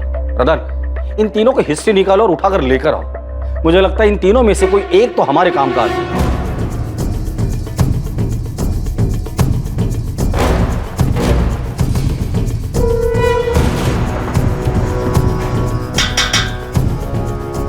क्या हुआ सर?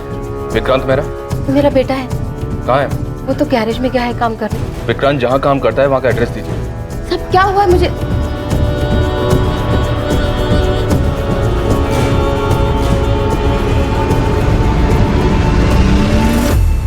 विक्रांत गैरेज में नहीं है, और कहाँ जा सकता है? मुझे नहीं पता साहब। सर, ये देखिए सर, ये विक्रांत के कमरे से मिला है। जूतों के डब्बों में छुपा कर रखा गया था। और सर, विक्टिम के पति ने जो हमें फोटोज दी थी उससे ये मैच करता है सर। ये इतने महंगे गहने, ये किसके है साहब? उस औरत के जिसका खून आपके बेटे ने किया। खून?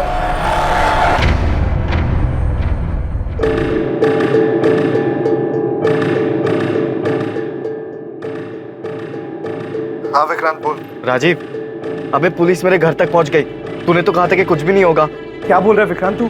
अबे सच बोल रहा हूँ, बाल बाल बच गया मैं। तू अभी कहाँ पर है?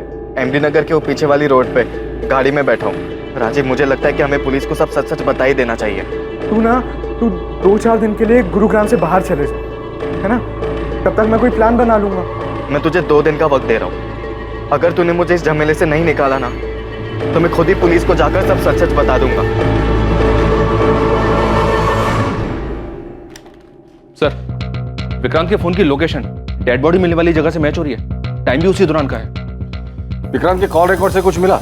विक्रांत जिस नंबर पर रेगुलर टच में था उन सारे नंबर्स की डिटेल्स निकलवा रहा हूँ सर। और वो मनोहर जिसने डेड बॉडी को गाड़ी से उतारते हुए देखा था, उसने बताया था 2 आदमी थे। एक तो ये विक्रांति है दूसरे आदमी का पता लगाना बाकी है। विक्रांत का कुछ पता चला? विक्रांत के घर पे कांस्टेबल्स लगा दिए सर। विक्रांत और उसकी माँ का फोन ट्रैक कर रहे हैं।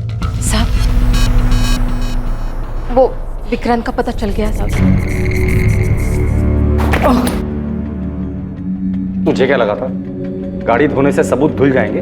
मेरी सफेद ओजोन 800 हमने फॉरेंसिक में भेज दी है, जिसमें नताशा के खून के ट्रेस मिल ही जाएंगे। इसलिए कोई भी कहानी सुनाने के बारे में सोचना भी मत। सीधे सीधे बता दे नताशा को क्यों मारा। सर मैंने उसको नहीं मारा, मैं तो उसका नाम तक नहीं जानता था। सर वो मेरा बचपन का दोस्त राजीव 9 तारीख को मुझसे मेरी गाड़ी लेकर गया था और फिर 10 तारीख की रात को उसने मुझे कॉल किया किसी पीसीओ से और मोहल्ले के बाहर बुलाया मिलने के लिए। सर मैं फंस गया था, इसलिए मुझे उसके साथ जाना पड़ा क्योंकि मेरी गाड़ी उसके साथ थी। मैं उस औरत को नहीं जानता था सर, सच बता रहा हूँ। क्या हो गया राजीव? तेरा फोन क्या, तूने मुझे लैंडलाइन से क्यों कॉल किया था? तू अंदर आ, मैं सब बताता हूँ।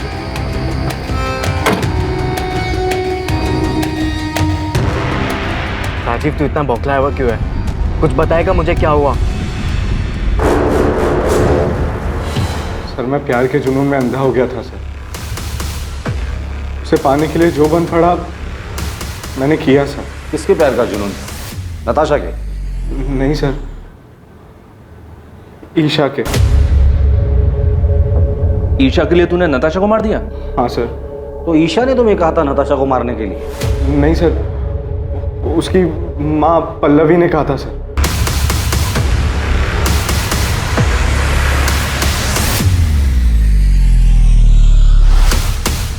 पल्लवी मुझे बिल्कुल पसंद नहीं करती थी क्योंकि मैं उसकी बेटी के स्टेटस के बराबर नहीं था।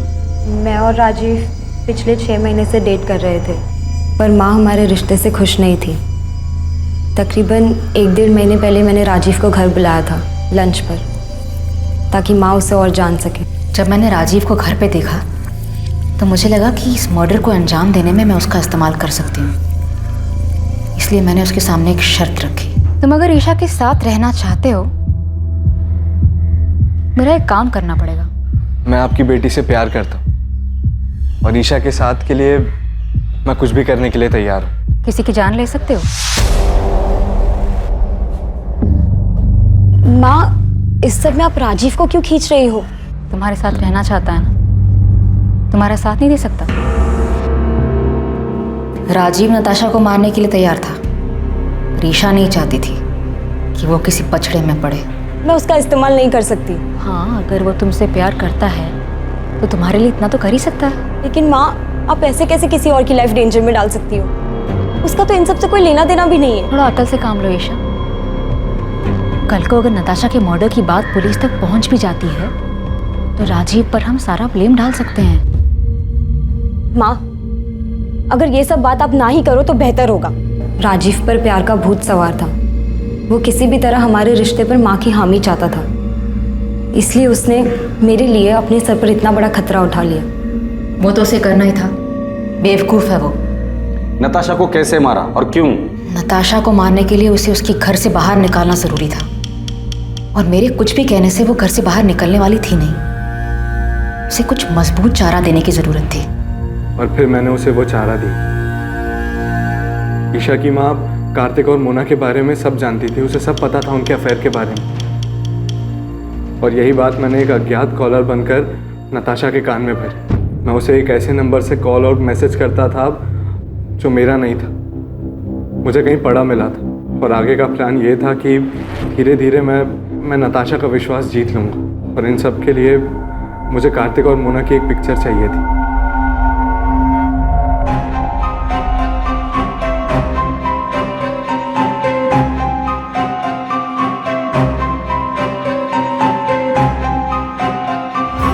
प्लान के मुताबिक 10 अगस्त को राजीव ने वो फोटोज उसे दिखाए। मुझे पता था नताशा वो फोटोज देखकर बहुत अपसेट हो गई। फिर रात 9:30 बजे मैंने नताशा को कॉल कर मिलने बुलाया।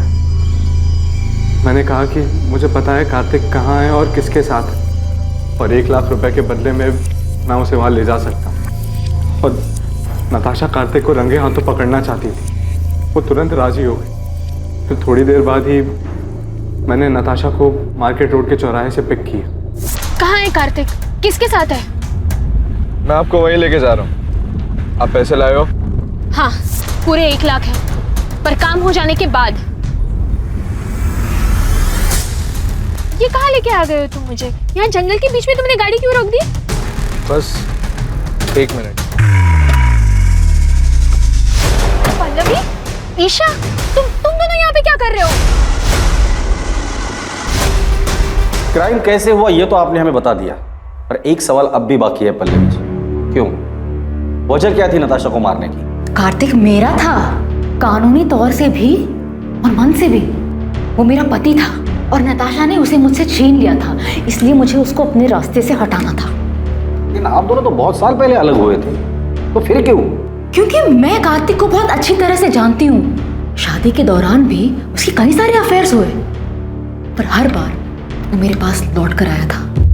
और नताशा आने के बाद वो लौट कर नहीं आया? हाँ, पता नहीं उसने क्या जादू कर दिया था। जब पहली बार मुझे कार्तिक ने बताया नताशा के बारे में कि वो उसे शादी करना चाहता है, तो मैंने उसकी बात मानी नहीं, कि मुझे तब भी उम्मीद थी कि वो मेरे पास वापस लौट कर आएगा। पर उसने शादी की और तब मुझे बहुत बड़ा धक्का लगा। माँ इस बात को मान ही नहीं रही थी कि पापा ने शादी कर ली। उन दिनों इन्हें संभालना बहुत मुश्किल हो गया था, जैसे इन्होंने अपना संतुलन ही खो दिया हो। और इन सब के जिम्मेदार मेरे पापा थे, इसलिए मैं उनसे आज भी उतनी ही नफरत करती। धीरे धीरे सब ठीक होने लगा था, माँ की तबीयत भी संभलने लगी थी, पर कार्तिक गिल को हमारी खुशियां कहाँ मंजूर थी। कार्तिक, इतनी देर रात तुम यहाँ क्या कर रहे हो? पल्लवी, मैं तुमसे सॉरी। सॉरी पल्लवी। आराम से, आराम से। क्या हालत बना रखी है तुमने? Miss you Pallavi, I miss you. क्या कह रहे हो तुम ये? सच बोलो, मेरी जिंदगी में तुम्हारी जगह और कोई नहीं ले सकता। इतने सालों बाद अब तुम्हें मेरी याद आई है? तुम ही तो गए थे ना मुझे छोड़कर। गलती हो गई मुझसे, मैं देखो आज वापस भी तो आया हूँ। आज मेरे पास सब कुछ, नताशा, मोना, फिर भी मैं बहुत अकेला हूँ।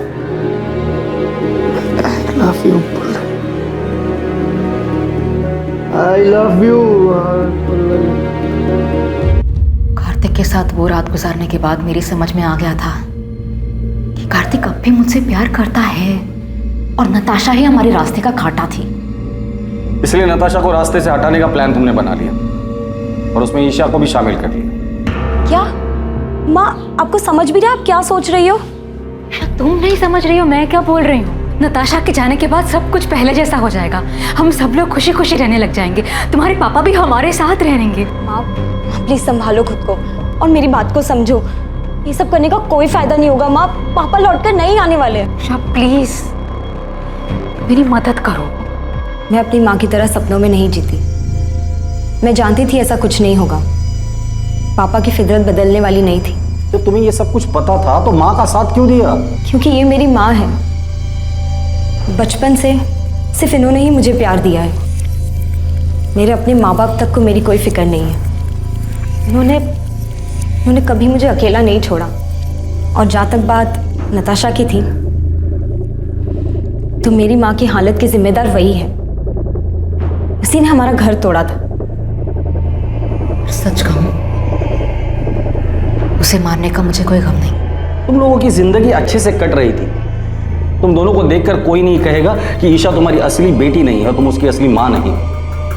इतना सब कुछ अच्छे से चल रहा था, वो एक झटके में तुमने खत्म कर दिया। एक ऐसे आदमी के लिए जिसने बार बार ये साबित किया है कि वो तुम्हारा ही नहीं किसी का भी अच्छा पति बन ही नहीं सकता।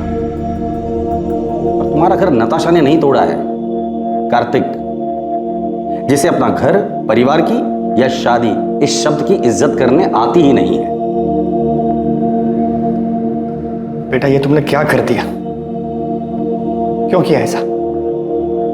नताशा ने तुम लोगों का क्या बिगाड़ा था? नताशा ने नहीं, आपने बिगाड़ा। शौक क्यों हो रहे हैं? शादी और रिश्तों का मजाक बनाना तो आपकी आदत है ना। किसी के साथ रहना नहीं रहना ये तो आपकी मर्जी है। जब जी चाहा तब आप वापस आ गए और जब जी चाहा तब छोड़ दिया। पहले गीता, फिर माँ, नताशा और अब मोना, उसके साथ भी आप यही करेंगे ना? न जाने कितनी लड़कियों के साथ आपने सेम ड्रामा किया होगा। आपको तो ये भी नहीं पता कि इन सब चीजों का मुझ पे कितना बुरा असर पड़ा है। मुझे तो शर्म आती है कि मैं आपकी बेटी हूं।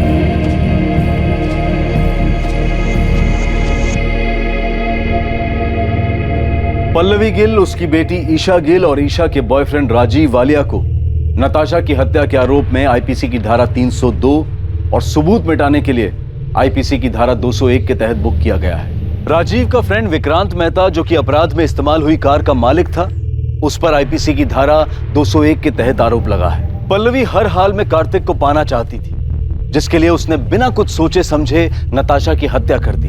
पल्लवी भावनात्मक रूप से उस हद तक पहुंच गई थी जहां तर्क और समझदारी बेकार लगने लगे थे, जहां पल्लवी को अपराध ही एकमात्र जरिया दिखाई दे रहा था और उसने इस जुर्म में ईशा को भी भागीदार बना लिया। बेशक पल्लवी गलत थी, लेकिन वो अकेली गलत नहीं थी। अगर ईशा चाहती तो अपनी मां को समझाकर इस जुर्म को होने से रोक सकती थी, लेकिन उसने भी अपने अंदर की कड़वाहट के कारण समझदारी, लॉजिक और कॉमन सेंस को दरकिनार कर दिया। भावनात्मक रूप से उथल-पुथल होने के वक्त लिया गया हर फैसला इसमें शामिल लोगों के लिए हमेशा तबाही लाने वाला ही होता है। फिर मुलाकात होगी एक और नए केस के साथ। देखते रहें क्राइम पेट्रोल सतर्क, सोमवार से शुक्रवार रात 11 बजे। और याद रखें, क्राइम और आपके बीच में सिर्फ इतना फर्क है कि आप कितने सतर्क हैं। सतर्क रहें, सुरक्षित रहें। जय हिंद। क्राइम पेट्रोल के और भी दिलचस्प कहानी देखने के लिए हमारे चैनल को सब्सक्राइब करें और बेल आइकॉन दबाना न भूलें।